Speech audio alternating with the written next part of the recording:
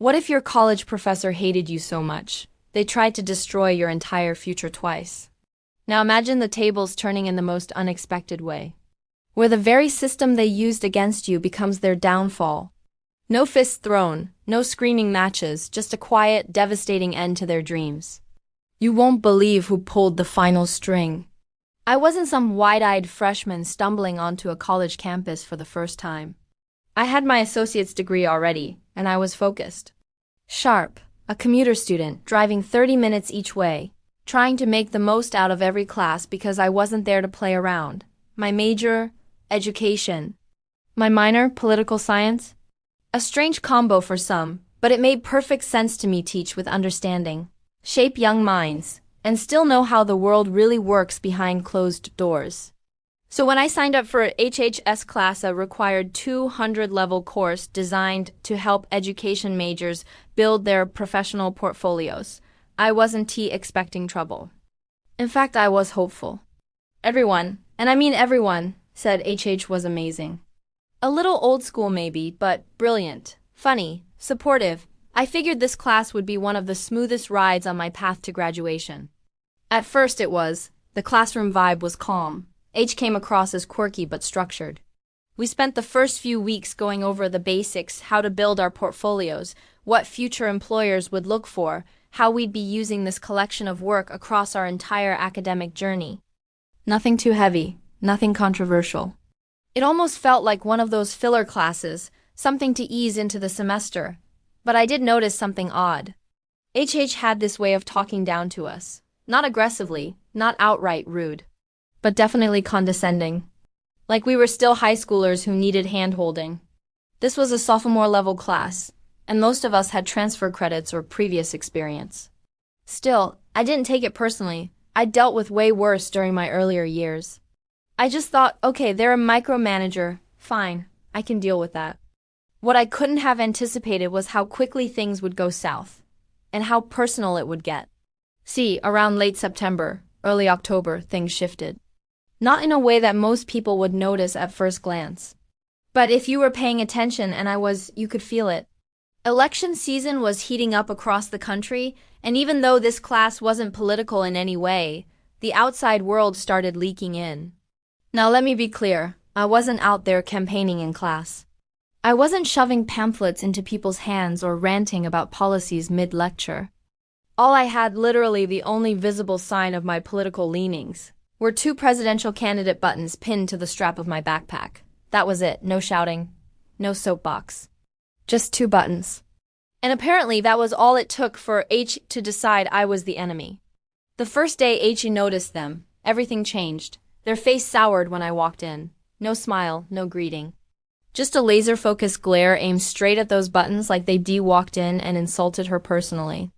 And then, without warning, HH launched into a speech in front of the entire class. Not a lecture. A speech. Accusations, insults, paranoia. They claimed that anyone with my political stance was dangerous in the classroom, that we'd corrupt students, indoctrinate them, push our agenda. I remember sitting there, stunned, trying to figure out what was even happening. I wasn't saying a word. I hadn't done anything. So I spoke up, calmly. I said something along the lines of, my politics stay outside of my classroom. And I meant it. But I could see in HH's eyes that wasn't the answer they wanted. They wanted a fight. And in that moment, something inside me said, this is not about politics anymore. This is personal.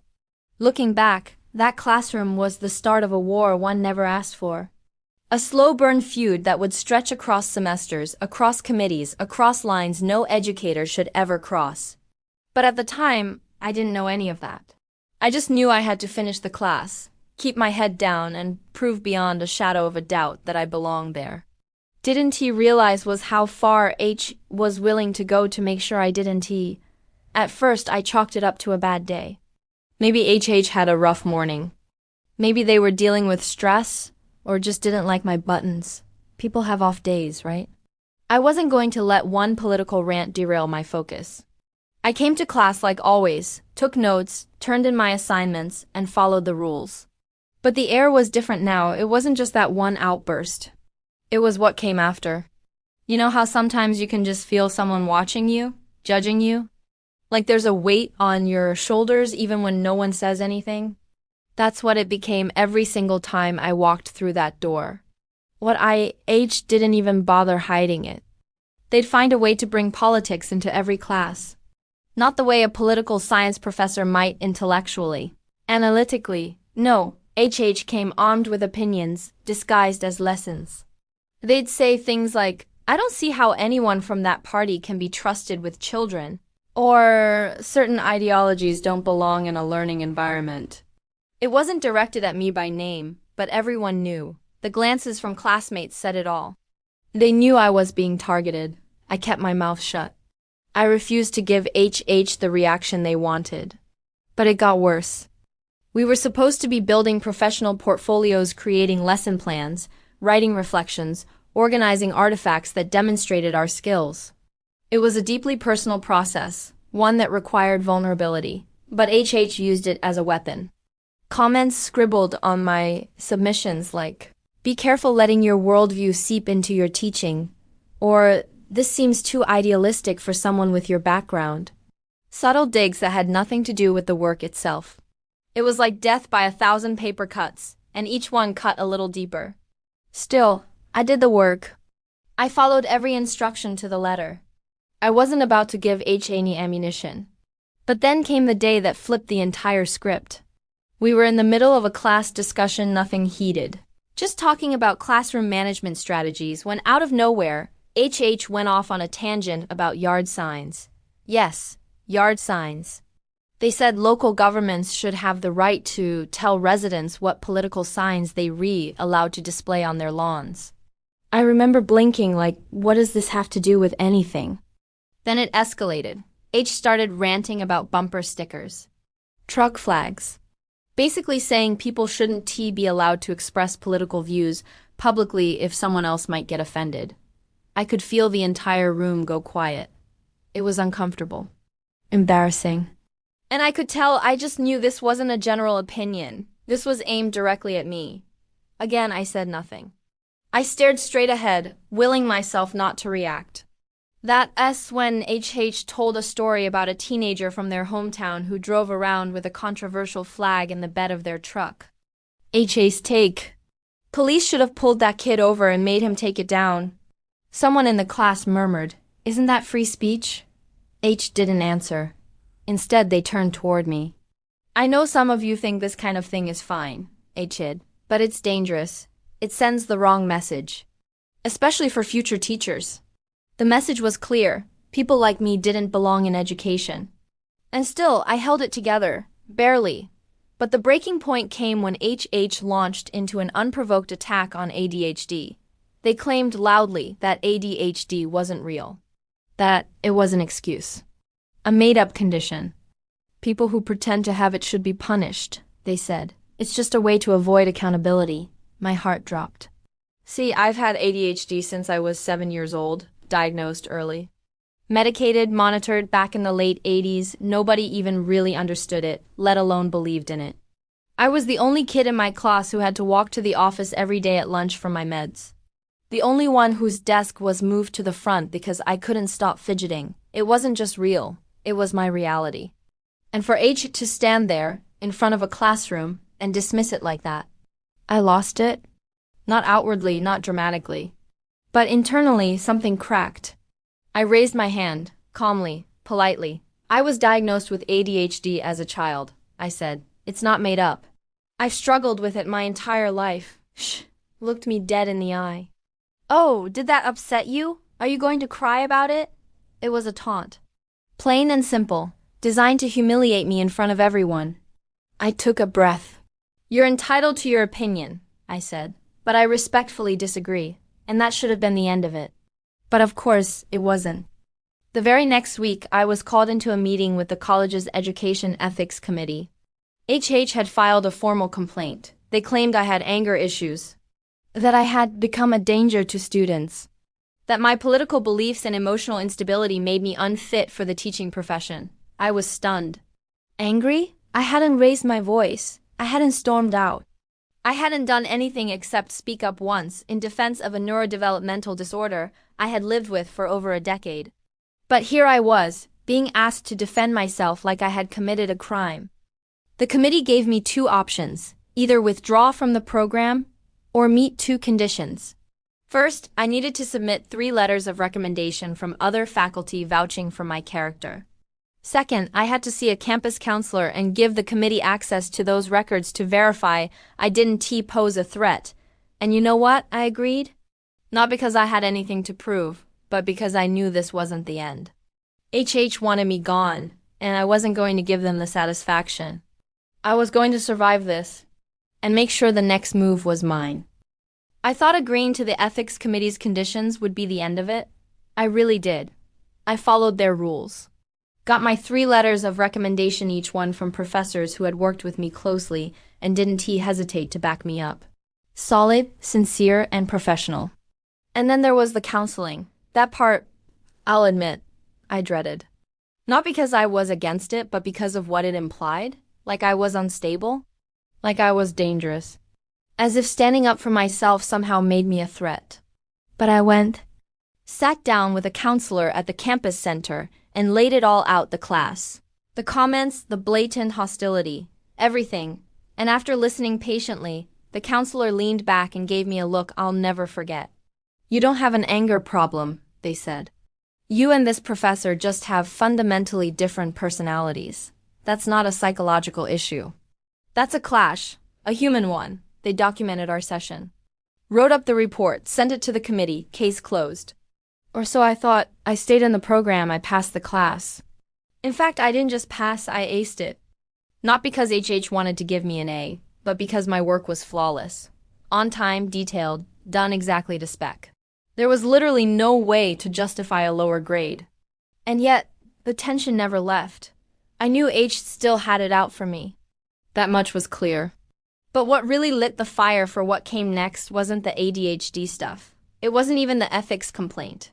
It was the slow, relentless way HH kept weaponizing their classroom for their own political soapbox, while accusing me of being the one who would bring politics into teaching. Let that irony settle in. Because here's the truth, I never once mentioned my political beliefs in that classroom, not verbally, not in writing, not in casual conversation. The only statement I ever made was wearing 2 buttons on my backpack, one for my chosen presidential candidate, one for a local initiative I supported. That's it, but those buttons, oh, those buttons. To HH, they were an invitation.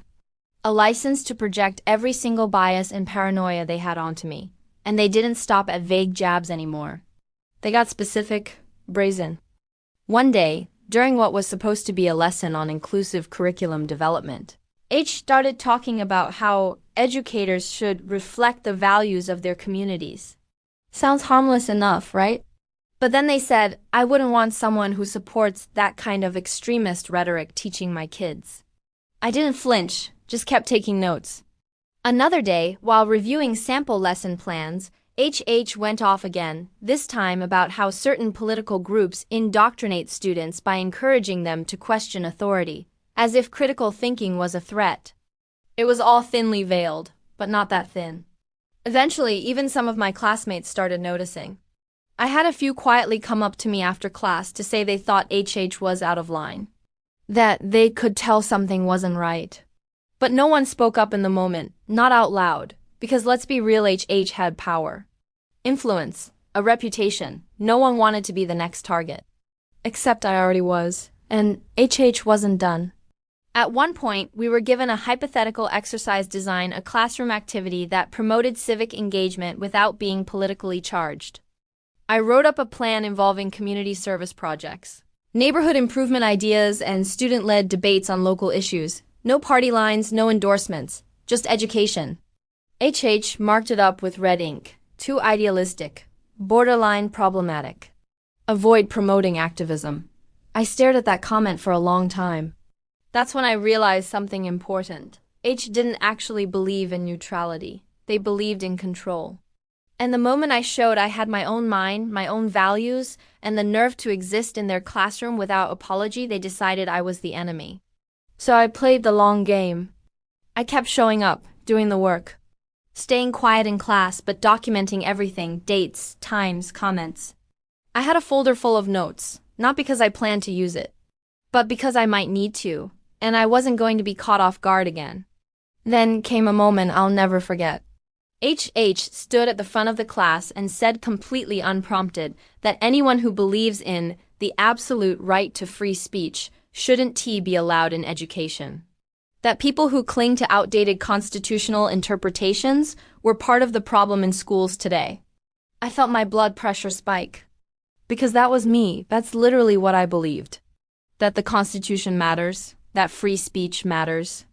That education isn't about indoctrination. It's about giving students tools to think critically and form their own opinions. But I didn't speak up. Because by then, I knew exactly how this game was played. Instead, I smiled, nodded, took notes, and let H.H. dig their own hole deeper and deeper with every passing week. What H.H. didn't know was that someone else had started paying attention. Not someone in class, not a student, not even a fellow professor. It was a family friend, someone I'd known for years. Someone who worked quietly but powerfully on our state's Board of Education Standards. We'd run into each other at a community event. Casual, friendly, we caught up on life, school, my future plans. And I mentioned almost offhand what I'd been going through with H. I didn't name names at first, but when I finally did, their eyebrows lifted. They said, ISNT, that the one who is trying to finish their doctorate over at nearby university. I nodded. They didn't say much after that. Just a knowing look. And one sentence. I'll take care of it. And just like that, the real revenge machine started turning. It was one of those gray, dragging mornings, nothing special about the day, nothing in the air to warn me. I showed up to class just like always, early, prepared, quiet. I was still walking the tightrope, trying to survive H.H.'s class without giving them anything to use against me. But that morning, H.H. wasn't interested in subtle digs or sideways jabs. They wanted a public spectacle. We were supposed to be reviewing sample lesson plans, something straightforward. But instead, H.H. steered the conversation in a completely different direction. 1 second, we were talking about classroom routines. The next, H.H. was standing at the front of the room, voice raised just enough to make the hairs on the back of your neck stand up. Let's talk about these so-called learning disabilities. That's how it started. Then they launched in eyes narrowed, tone sharp. Adidi, they said, like it was a dirty word. I'm tired of everyone claiming they have it. It's just a lazy excuse for bad behavior. A fake disorder created by people who don't want to take responsibility. And there I was, frozen in my seat. My chest tightened. My pulse started pounding in my ears. I could feel every eye in the room shift toward me. H didn't say my name, but they didn't have to. Everyone knew I had ADHD. I had never hidden it. I had talked openly, even in other classes, about being diagnosed as a kid. About how hard I worked to overcome the stigma. About how long it had taken just to be taken seriously in school. And now H.H. stood there, dismissing all of that. Erasing my entire experience with a sneer. I tried to stay calm. I really did. But when H.H. said loudly that anyone claiming to have ADHD should be punished for lying, something in me broke. I raised my hand. Excuse me, I said, as evenly as I could. I was diagnosed with ADHD when I was 7. I've been on medication, I've done therapy, I've struggled and succeeded despite it. It's not a lie, it's not made up. H turned to me slowly, like they'd been waiting for that moment all along. Oh, they said, fake concern dripping from their voice. Did that upset you? Are you going to cry about it? The room went dead silent. I didn't cry. I didn't yell. I looked H.H. dead in the eye and said, You're entitled to your opinion, but I believe you're wrong. And I'm not going to argue with you about my existence. Then I gathered my things, stood up, and walked out. I didn't storm out. I didn't slam the door. I just left. Because sometimes silence screams louder than words. Later that week, I got the email. Another ethics complaint. This time, H.H'd me of being emotionally unstable, of threatening behavior, and of disrupting the classroom environment. It was almost laughable, if it hadn't been so infuriating. I sat through another ethics committee meeting. Same faces, same tired questions. I explained what happened, told them what was said, and gave them a copy of a classmate's written statement backing me up. This wasn't just my word anymore. Other people were starting to see the truth. Eventually, the complaint was dismissed, again, but I'd had enough. This wasn't about politics anymore. It wasn't even about me, really. It was about HE abusing their position to push people around, to silence anyone who didn't fall in line with their views, their personality, their ego. And for the first time, I realized I wasn't going to get justice through official channels. HE too much protection. Too much reputation. But the universe, that's another story. Because while I was going through all of this, something else was happening in the background. Something H never saw coming. Remember that family friend I mentioned? The one on the State Education Standards Board? They'd been quietly watching. They knew about H, about their reputation, about the doctorate they were working on at a nearby university. And after hearing everything I had gone through, after seeing me get dragged through the mud twice for daring to exist, while neurodivergent and politically different, they started asking questions. Not loud ones, quiet ones. The kind that echo in administrative offices, the kind that reach dissertation committees, the kind that carry weight. And about 6 months later, word started trickling back. HH had failed their dissertation defense. Flat out failed. No probation, no rewrite, no second chance. Years of work, thousands of dollars. Career ambitions dead in the water. Just like that. And the best part? I didn't lift a finger. I didn't make a phone call. I didn't file a complaint. I didn't go looking for revenge. I just told the truth to the right person. And the universe handled the rest. You'd think after everything, the accusations, the ethics meeting, the counseling, the complete exposure of HHN professionalism, that it would be over. You'd think I'd be able to just finish my program in peace, but H wasn't finished with me. Not even close. Fast forward 2 semesters. I am enrolled in one of the final courses before entering the Teaching Methods cohort, a course with a reputation. Everyone called it the Gauntlet. The professor TP was a known hard grader but fair, respectable, tough but not cruel. One of those instructors who earned their nickname because they didn't hand anything out for free, and I liked that. I'd made it through HH's war zone. I figured I could handle anything now. The day of the final exam came. Big test, high stakes. Everyone in the room had their heads down, grinding through essay questions and multiple choice scenarios that would make or break their GPA. I was locked in ADHD and all fighting to stay focused when the door creaked open. Instant distraction. I looked up, and there was H just standing there, like a ghost from a bad memory. They didn't say anything to me, just asked TPA question.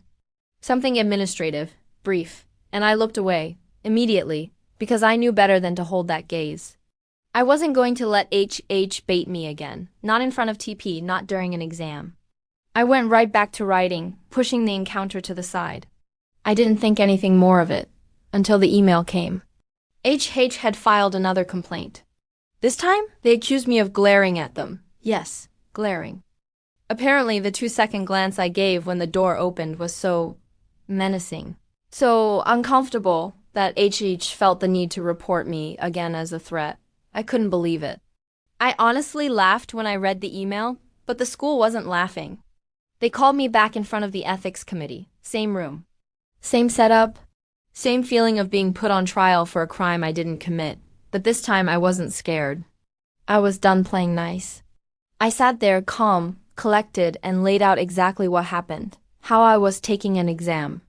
How the door opened. How, yes, I looked up. Because guess what?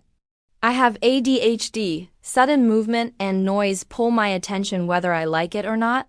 I told them I recognized HH but looked away immediately because I knew anything more would be used against me. I even offered to take a polygraph if it came to that. That's how confident I was. The committee listened. And this time, something was different. I saw it in their faces: fatigue, disbelief, a sense that they were finally starting to see the pattern. It wasn't me. It was H. I wasn't some rogue student with a behavior issue. I was the target of a vendetta. And that realization shifted everything. Eventually, the complaint was dismissed. No probation, no further action, just Closed. But even though I won that round, the experience stuck with me. Not because I was afraid anymore, but because I realized how fragile reputations really are. How easy it is for someone in power to twist a narrative, to poison the well. H had tried twice to destroy my future over buttons, over ADHD, over imagined eye contact. But I was still standing, still moving forward, and now I had people watching over me. Because every time H made a move, someone else was taking notes, someone with far more authority than H ever imagined. Someone who wasn't interested in revenge for revenge's sake, but who believed in accountability. And they were just getting started. You'd think getting laughed out of the ethics committee once would be enough. You'd definitely think that getting dismissed a second time would send a clear message. Leave it alone. Move on. But they couldn't let it go. This wasn't just a professional conflict to them anymore. It was personal. Deeply, irrationally personal. And when someone's ego is bruised that badly, they don't walk away. They double down. The exam incident, the so-called glare, should have been the end. It was so weak, so obviously petty, that even the ethics committee had nothing left to say. I thought that was it. That HEH would slink back into their corner and finally leave me alone. But they still had one more pathetic attempt in them. A few days after the committee dismissed the complaint, I ran into one of my classmates who happened to be close with a student worker in the department. Word had already spread. Apparently, HH was fuming. Not just annoyed, raging. Pacing the halls, ranting in their office about how I was being protected by faculty who didn't understand the danger. And then they said it loud enough to be overheard. If no one is going to stop them, I will. That's when I realized H wasn't just playing games anymore. They were obsessed. They couldn't get me kicked out. They couldn't destroy my grades. They couldn't catch me breaking rules because I wasn't. But they could try to make me so uncomfortable, so fed up that I'd walk away on my own. Spoiler, I didn't. Instead, I documented everything. I didn't say a word to HH, not in passing. Not in class. Nothing. I avoided hallways, sat on the opposite side of rooms at faculty-student events. Even kept a paper trail of every assignment and email. Because I knew they were looking for anything to use against me. But I gave them nothing. That didn't stop them from trying. A week later, another email. This time, not an official complaint, but a departmental note on my file about repeated disruptive behavior and inappropriate facial expressions toward faculty. Facial expressions. We were officially in clown territory now. But here's the twist. Someone on the inside had finally had enough. One of the committee members, someone I didn't even know well, pulled me aside after class one day. They said, "Listen, I'm not supposed to tell you this, but this is getting ridiculous. Everyone sees what's going on. Just stay steady, finish strong. You're almost out." That was all I needed to hear. Because H had just overplayed their hand, and the committee was done playing along. They didn't just dismiss this note. They flagged it. Logged it as part of an internal inquiry into HHS conduct. And while I was busy finishing my last courses, submitting my teaching samples, prepping for the next stage in my career, HH was being watched. Everything they did, every outburst, every complaint, every whisper in the hallway. It was all being documented now not by me, but by the very system they once weaponized against me. They thought they could use their status to crush me. But what they didn't realize, they weren't the only ones with connections. And their fall was already in motion. After surviving HH's second ethics strike, something inside me shifted. I was no longer just enduring their behavior, I was outlasting it.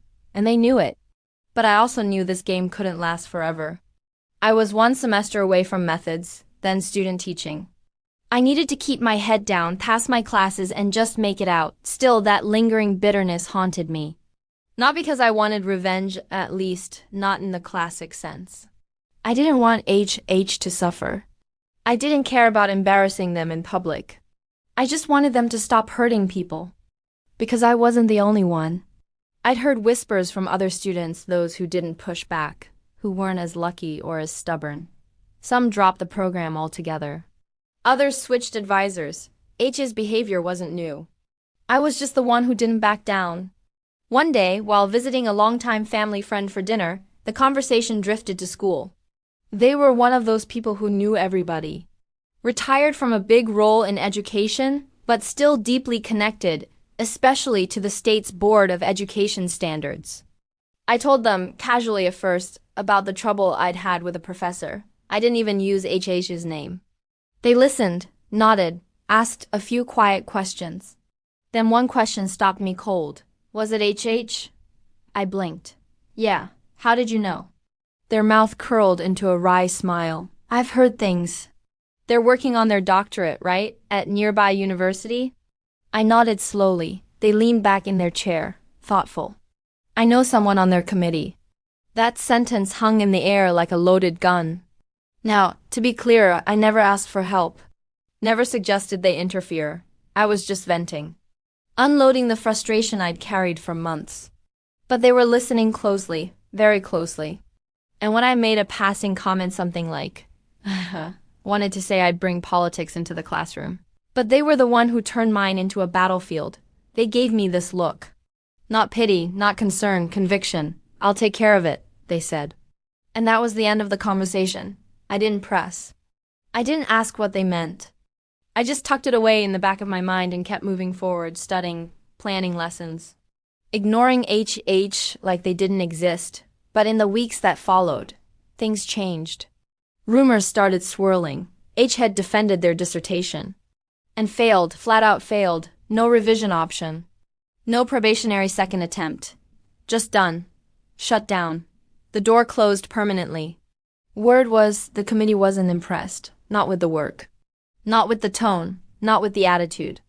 H had burned one bridge too many. And I didn't say a word. Didn't brag. Didn't celebrate. Didn't even smile, at least not outwardly, because the satisfaction wasn't about revenge. It was about justice finally catching up quietly, elegantly, through the kind of connections HH could never control. By the time the whispers turned into confirmation, HH was already unraveling. The confident strut through the halls? Gone. The smug glances? Vanished. You could feel the tension around them, like they knew the walls were closing in, but couldn't quite figure out from which direction. The official word was simple. H had failed their dissertation defense. Flat. No option to revise. No appeal. Just denied. The academic equivalent of a guillotine drop. Now, most doctoral programs offer a safety net. If you mess up your defense, you usually get feedback, time to rework your proposal, or a chance to present again. But not this time. Was cut off cold. And that only happens when something's seriously wrong, when the committee not only finds the work lacking, but finds you unfit for the degree. No one at the university was talking publicly. But I knew better than to ask questions. The less I poked, the sweeter it stayed, because I knew exactly what had happened. That quiet dinner conversation with my family friend. That moment where I vented and they listened. It hadn't been for nothing. They had connections in the education policy world. People who cared about integrity in the field. People who knew HH's name and not for good reasons. And when they found out what HH had been doing, how they'd treated me, how they'd dragged the ethics committee into a circus over buttons and eye contact and ADHD, they moved, not loud, not showy, but with precision. And the thing about these kinds of people is, they don't need to yell, they make one phone call, share one story, send one email. And doors slammed shut behind the scenes. HH never saw it coming. They thought they were still untouchable. That their title and tenure track position made them immune. But academia is smaller than you think. And reputation spreads like wildfire, especially the bad kind. One committee member leaks a concern, another digs deeper. Someone finds inconsistencies in the dissertation's tone. A reviewer notices an aggressive attitude during a Q&A. And suddenly, the red flags aren't just about the research, they're about the person behind it. And just like that, denied. All those years, all that money. All that time spent building a future with doctor in front of their name gone. With one failed defense, Poetic doesn't even begin to cover it. What made it even better? I didn't have to do anything. No emails, no formal reports, no counterattacks. I just stayed standing. I let them try to knock me over again and again and watched them trip over their own ego. I graduated. I moved on. I got my placement. I did exactly what I set out to do. And they vanished, quietly removed from department listings. No farewell message. No published dissertation. Just disappeared. A whisper in the halls, a warning passed down to future students. Don't end up like... And here's what made the victory so satisfying. It wasn't just that HH lost something big. It's that they lost the only thing they truly cared about. Their status, their control, their ability to intimidate others into silence. Because in the end, HH wasn't just cruel or biased or inappropriate, they were fragile. They needed power over people like me to feel important. And when that power disappeared, so did they. I didn't need to expose them. They exposed themselves. All I had to do was survive long enough for it to happen. And when it did, it was silent. But deadly. When the dust finally settled, I didn't celebrate. I didn't pop champagne or scream, "I told you so" from the rooftops. Instead, I exhaled. Because for the first time in what felt like forever, I could breathe without bracing for the next blow. No more late-night anxiety about ethics complaints. No more scanning emails with dread. No more tiptoeing through a department where one person's vendetta had cast a shadow over everything. HH was gone, and I was still here. I moved forward, graduated, joined the teaching methods cohort, started student teaching in a district I actually liked. Real kids, real classrooms. The kind of work I had fought so hard to be allowed to do. And you know what? I was good at it. All the things H said I couldn't be. I was clear-headed, compassionate, capable. I didn't bring politics into the classroom. I brought structure, creativity, patience. I helped students who struggled. I understood what it was like to learn differently because I'd lived it. And it mattered.